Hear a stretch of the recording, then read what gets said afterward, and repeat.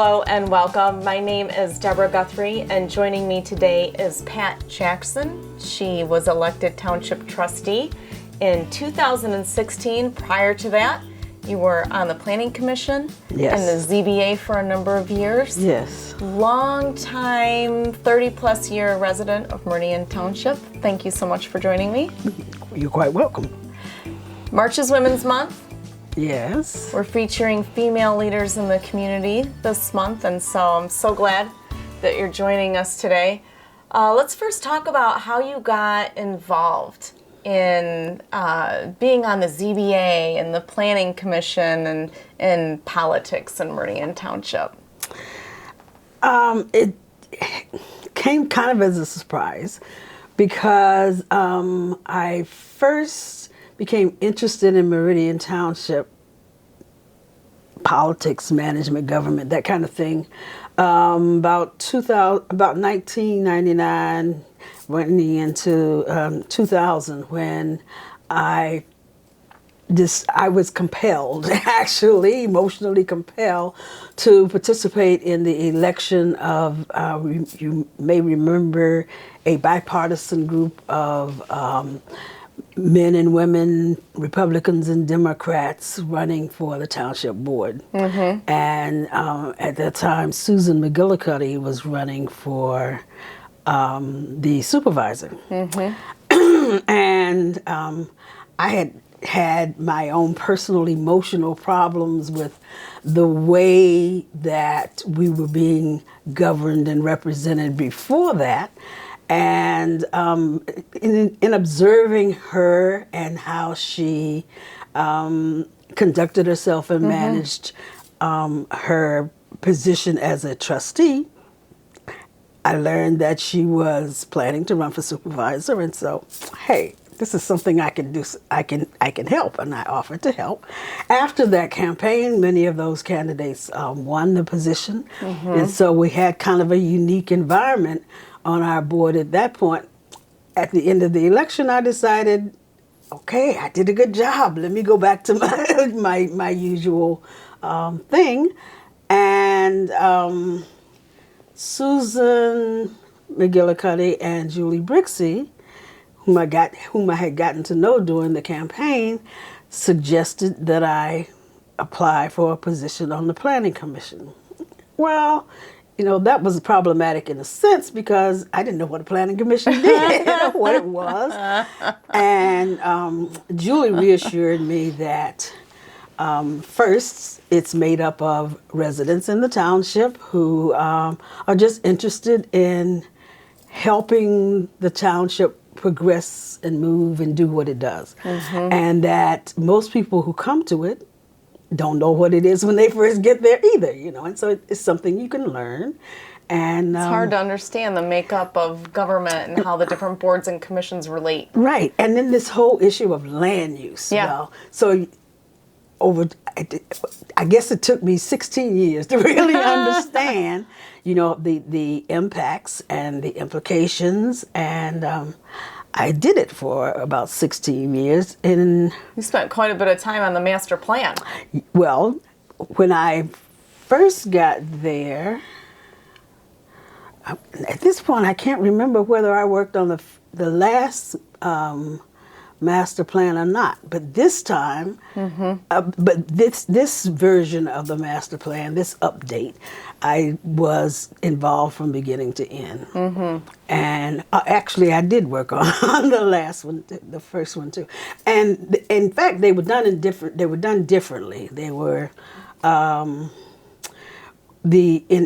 terms of talking about an update.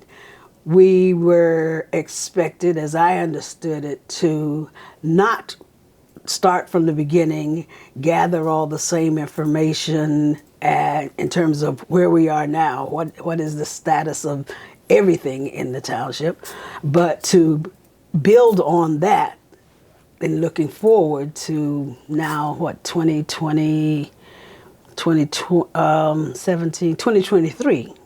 is when the next one is due. But the policy has changed so that we're now being expected to continually update as we move along and have more periodic and timely reviews of the direction that is described in the master plan as you go along. So, there are lots of changes even in that process that have occurred over the 16 years that I've been involved, that I was involved with the master plan. How did you find the transition from being an appointed official to being an elected official? What would you say is the biggest difference or the biggest differences, aside from obviously having to run your own campaign? Well, yeah, and personally, the politics of it all is the least distasteful to me. But in actually doing the work, I found it much more stimulating and exciting because there were many more issues that you were concerned with, you needed to understand and learn about, and then develop thinking and ideas about how you improve and how you change things, how you help the policy grow and mature, keep up with changing times and changing conditions. Do you think your perspective as a former ZBA, you were vice chair and chair? A couple of times. A couple of times. Yeah. And so your perspective as a former ZBA member and planning commission member, does that help you in your capacity as the township trustee? What I've come to understand is that an awful lot about what happens in the township is based on land use. And that's the primary function of the planning commission, is to manage and to apply the choices, principles of land use that the township has adopted.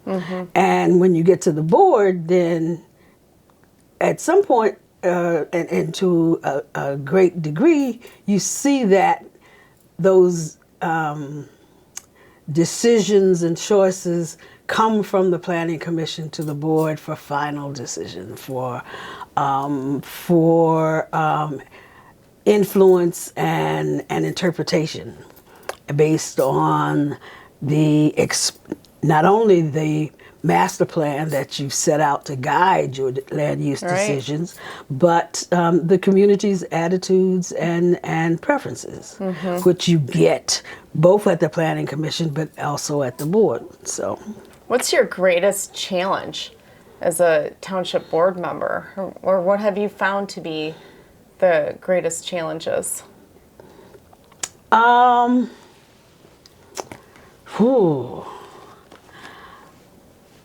Especially when to some extent, incorporating all of the minutia of actual operation into policy decisions, into how you create and develop a policy position to guide not just a current situation, but our attitudes and approaches to those situations, or those types of situations, on into the future. So it's at the planning commission, you are looking at your ordinances, and you are apply those principles and policies to the project that is in front of you. And those projects tend to be land use projects, but sometimes they are relate to ordinances, decisions about ordinances that are not directly land use, but indirectly land use related. So your original question. The toughest challenge, or some of the challenges you found as a township trustee?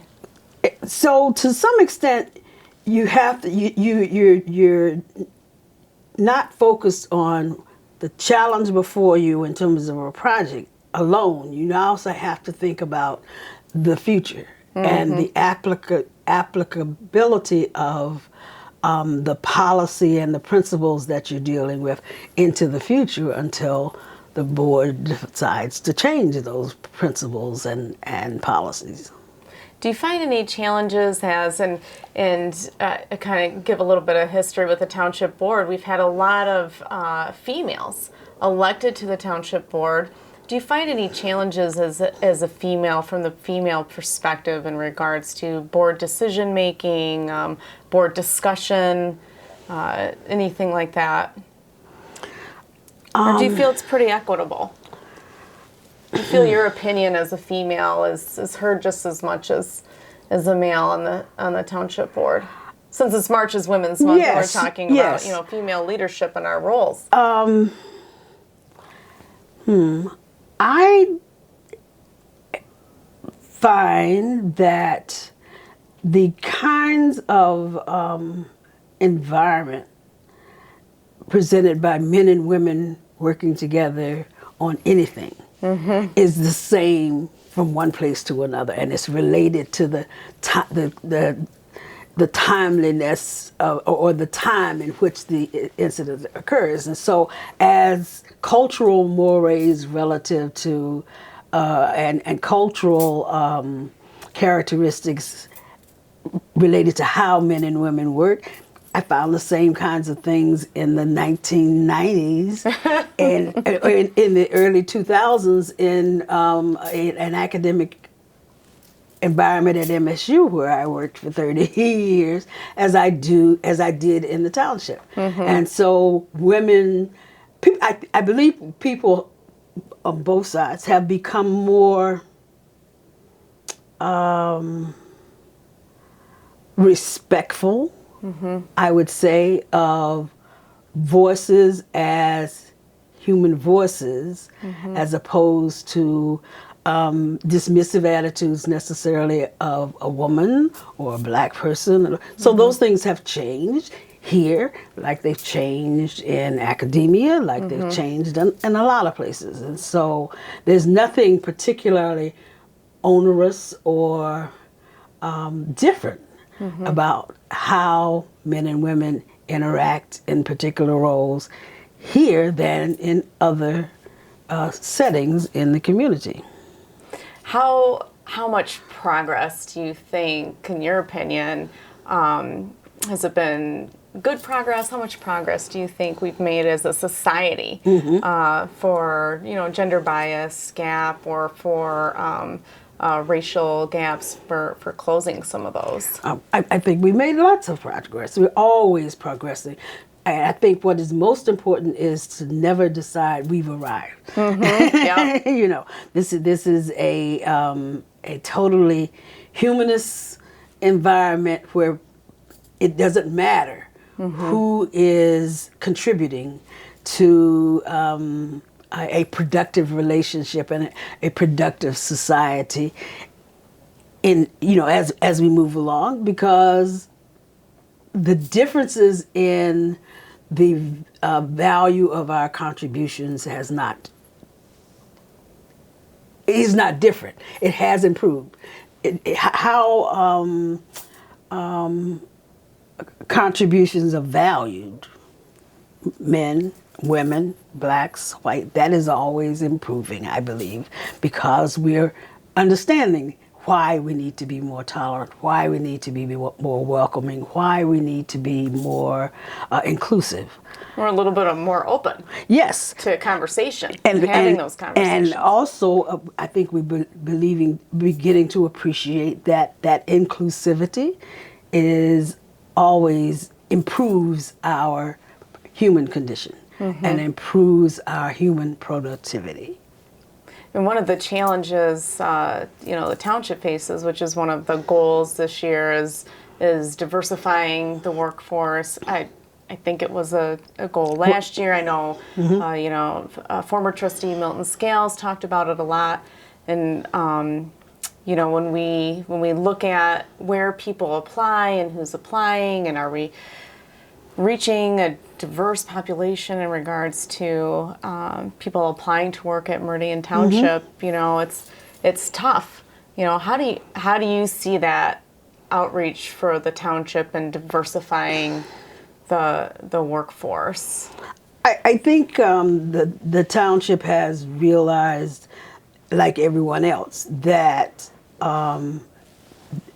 our society is diverse. Mm-hmm. We want to be open and communicating with everyone. We mm-hmm. want no one to feel like, well, there's some outside reason why I don't know this, or why mm-hmm. I don't understand this, and why I can't use that information. And we are proactively, by including in our goals, including in our mode of operation, this extra effort to be as inclusive as possible, because mm-hmm. there is value in that to all of us in everything we do. It has always been difficult to not only recruit the diverse groups of people into any organization, but to retain them once you get them. Mm-hmm. So you just have to keep plugging at it, because we have up front decided that it is of value to us in the long run mm-hmm. to include as many different experiences and voices for those experiences in what it is we do and what it is we try to do.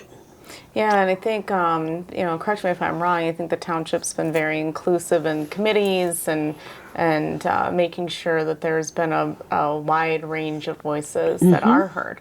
And that inclusivity that we see is the result of a lot of focused effort on some people's parts. And, mm-hmm. Some people essentially go out and beat the bushes for different people to bring into the opportunities that are available in the township.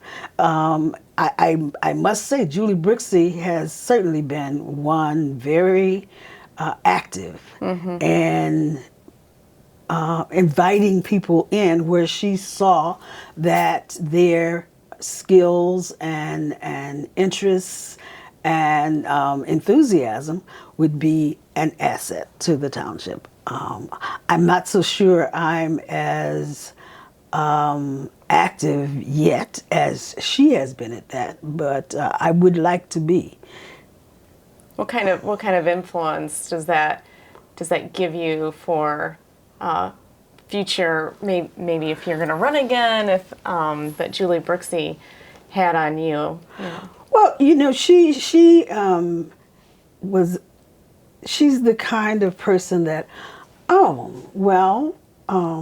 we're creating a transportation commission, for example. I know some people who are in transportation, who also live in the township, who maybe work in transportation or have other kinds of interests besides professional in the transportation system within the township. She would approach them and ask them, invite them to come mm-hmm. in and apply to fill the positions that we had open. So, mm-hmm. so I guess the characteristic that led to that is she was in a lot of places talking to a lot of people, and she learned enough about a lot of people to match participation opportunities with people that she had encountered, and she encountered all kinds of people in a lot of different places. What do you think your leadership role is in the community, not only as a female, but as a Black female? Personally, I tend to downplay the whole first Black female elected in Meridian Township, because my attitude is, crap, it's 2019, it's about time. And my attitude is that it's nobody's fault that it took this long, but in this case, mine, because mm-hmm. I was not prepared to run, not ready to run in, what I was doing in all those other years. But there must be many other people in the township who, like me, who are still I'm not ready. I hope there are not any people in the township of any stripe that feels like I don't know enough, because that's not a requirement. And so the fact that I spent 16 years on the Planning Commission, I don't think made me any more ready to decide to become to try to become a trustee and to begin working as a trustee and learning how to be a trustee. So it's the kind of work you learn as you're doing it. And almost every job really is, because you don't really know what you're getting into until you get there. That's right. You don't know what issues are going to come before you until they start coming, and then you. Yeah. I think more people should have a less exalted view of what the work is and what it requires. It merely requires learning about the issue before you as well as you can, listening to a lot of people and their opinions on the issue, on the issues within the project or the proposal, and then you know how to make decisions. You know how you need to make decisions, and that's all that's being asked of you at that point. What would you say to any females out there who may be listening and maybe they're hesitant? Yes. We're always going to be hesitant. What advice would you give them, or words of encouragement, or would you want them to reach out to you and talk with you about it? They could do that. I would be happy to talk to anyone about it. And it's a scary thing to run for office. Yes, it is. And it's not the most fun thing I've ever done in my life either. It is that. But at some point, it takes a decision to, an approach, an emotional approach, that a new adventure. Yep. I can try this. I can try this. I can try this. I'm going to get over this fear or That's whatever. Right. Just like any other new adventure, think of it as an adventure and approach it as an adventure. And you talk to people who know and talk to people who have done it before. And eventually you come to, well, why not? And a lot of people probably watch, I hope they do, watch the township board meetings on HOMTV. And, that's not everything that being a township board member is about. So what are they not seeing? If they're watching a meeting, what is it that you do that they're not seeing? It's interesting you say that, because it took me a little time being a trustee to realize that's a small part of it. Yeah. The bigger parts of it have to do with learning about all of the ways in which your decisions impact not only the workforce at the township, but the residents' lives and futures and interests, and their financial interests, their emotional, their social interests. That all eventually informs your decision. So I spend time in meetings that I don't have to be in, because I want to understand what is going on and why it is of concern and why the township is engaged in offering this service and the long-term impacts, of that. And so that, for me, better informs how I make a decision on this one little issue that's before us. What kinds of impacts does that have locally and in an individual home, in the region, relative to our next door neighbors, or relative to our region and the whole state. All of that it becomes kind of fascinating, and so you often need to be available to be in a lot of different kinds of places outside of two meetings on Tuesday night. That's right. Per month. That's right, because you have during the day meetings, you have activities, you have events, you have weekend. I've seen you at a lot of township events and ribbon cuttings and other ceremonies around the township. Right. And you know, some people, I've also come to understand some people who are working, and so one of the considerations in relative to me is I ran for office after I retired.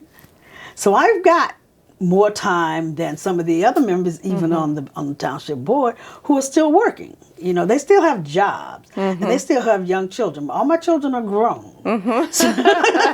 You know, so I have much more time to do that kind of thing. Yeah. But it's not necessary to go as many places as I go, or show up as many different activities related to the township that I do to be a good board member. But it helped, and it certainly has helped me. Any last words? Final comments. The township manager often asks me periodically, "Are you having fun yet?" And I've finally gotten to the point where I tell him, "Yeah, I am having fun. I'm meeting a lot of people.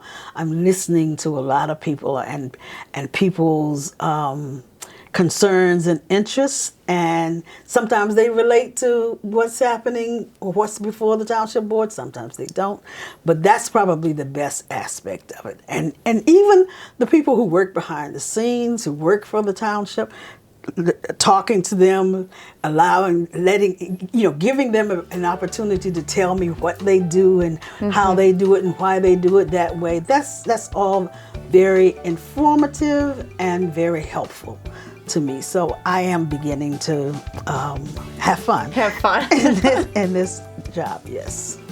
If somebody wanted to contact you, how would they be able to reach out to you? So I have a township email address, which is pjackson@meridian.mi.us. I can always be, someone at the township always find you. Well, they know that they'll see me sometime soon and help me get in touch with anyone who's interested in talking with me. All right. Thank you so much, Pat, for coming on. I always appreciate talking with you. It's always a good conversation. Thank you. And I want to thank you for watching this episode for March is Women's Month.